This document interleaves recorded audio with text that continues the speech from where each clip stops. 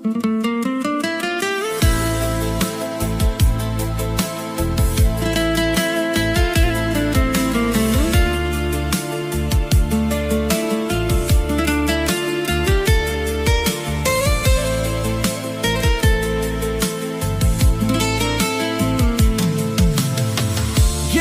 sensiz darıxır bu can, adını çekir her döyünen an. Sessiz küçeler, boş kalan bu şehir, sensiz hayatın ne tadı var, ne renkler.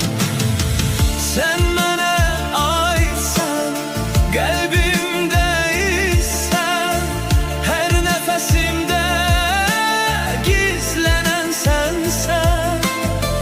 Ne kadar gitsen, yine benimlesen. Taleyim yazıp, sen bana aitsen.